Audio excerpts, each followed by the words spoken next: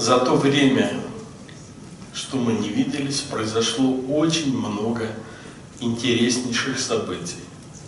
И самое главное событие, я считаю, произошло буквально в прошлом месяце, когда несколько наших высочайших медицинских авторитетов, академиков солидарно заявили о том, что наше учение, которым мы уже 20 лет занимаемся и продвигаем жизнь, наше движение является наукой будущего. Это их определение.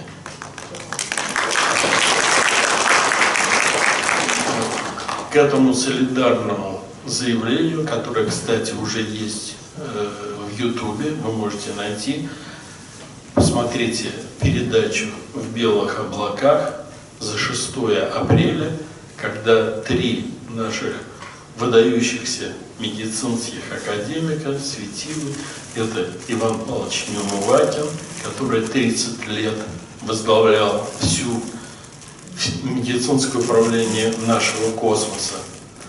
Это Николай Николаевич Дроздов, которого вы часто видите по телевизору, он сам по образованию биолог, то есть очень близко, так сказать, к медицине тоже платформа.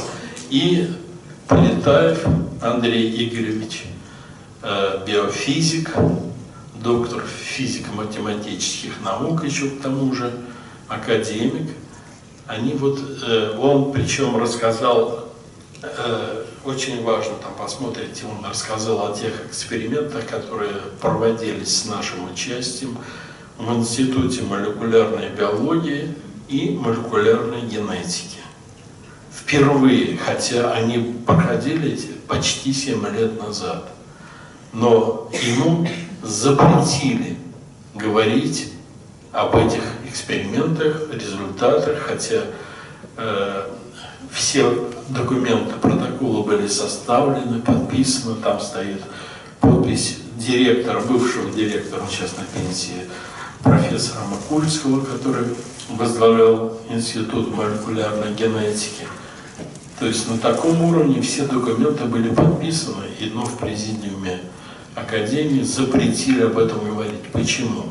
Потому что в ходе этого эксперимента перед нами была, я в этом эксперименте участвовал вместе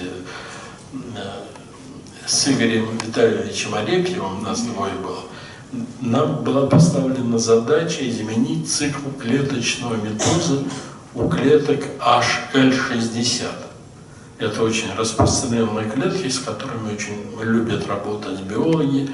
И он обычно стандартный цикл деления 28 часов.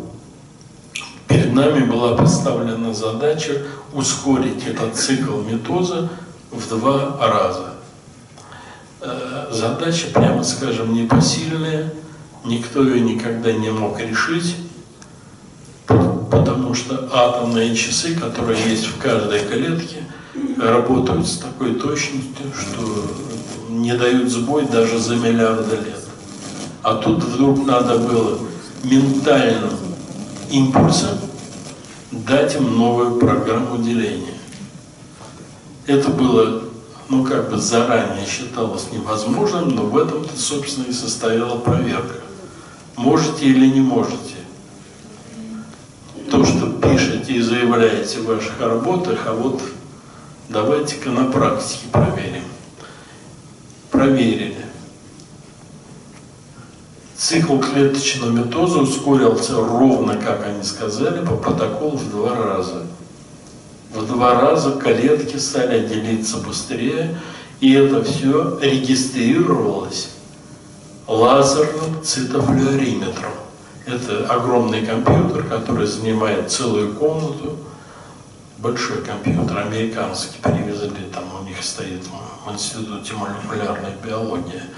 И он все замерял. И кроме того, что те клеточные культуры, которые находились в чашечках Петри и были представлены для воздействия, и мы это воздействие сделали, с такой же ускоренной скоростью стали делиться клетки во всех других лабораториях. То есть они каким-то образом передали этот импульс вообще на все это огромное многоэтажное здание и даже на соседние здания. У них там не одно здание, а несколько. И в соседнем здании тоже начали клетки делиться. Впервые, может быть, за всю историю человечества со скоростью в 2 раза более высокой, чем стандартная. Этот эксперимент на самом деле имеет планетарное значение. И мне понятно, почему его запретили о нем рассказывать в президиуме Российской академии наук. Впервые, по сути дела, было установлено, что сознание может управлять биофизическими и биохимическими процессами в организме. Это именно то, на чем базируются все наши технологии, оздоровления, о которых рассказываем, которые даем в наших книгах. И которые применяются на практике уже не только сотни, тысячи людей получили благодаря этим технологиям второй шанс жизни, потому что всегда это срабатывает в тех ситуациях, когда уже безнадежно все, когда врачи уже отказались. И вдруг оказывается, что все их отказы не имеют никакого значения. И это означает уже чисто философски, что сознание, поскольку оно управляет первичнее, чем материальность мира, понимаете, что за этим следует? Опрокидывается все мировоззрение, не только в России, а по всему миру. Вот почему был запрет на опубликование этих результатов. Хотя доклад все-таки состоялся в Центральном доме ученых, Полетаев докладывал его, он зафиксирован, этот доклад даже опубликован, но в очень закрытом режиме опубликован.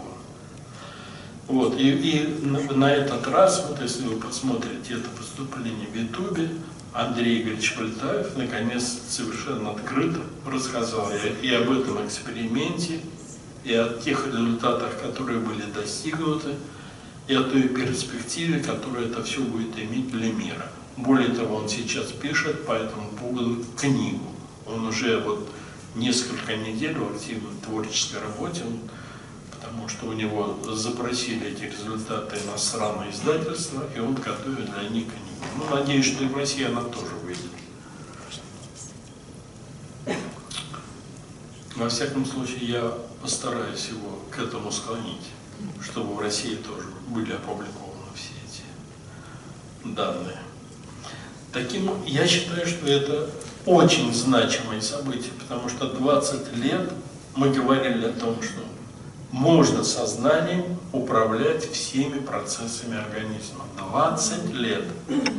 И было, вы помните, что сначала нападки были, то есть полное отторжение того, что мы говорили, потому что в Академии наук, я не знаю, кто там сказал, какой-то унтер-офицер Бурчаев, что этого не может быть, потому что не может быть никогда. И этот постулат приняли почему-то к сведению все академики и как бы твердо стояли на том, что этого не может быть никогда.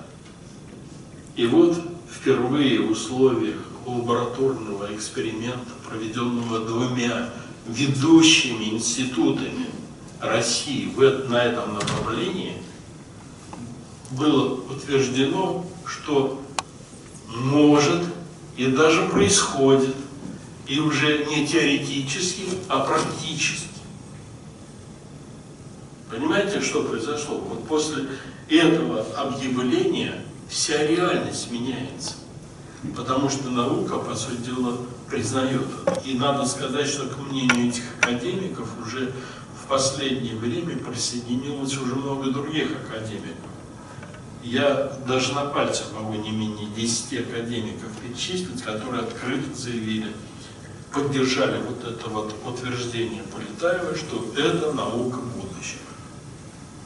Что это не какие-то там глюки в голове у какого-то автора, не какое-то шарлатанство, не обман людей, что это наука будущего.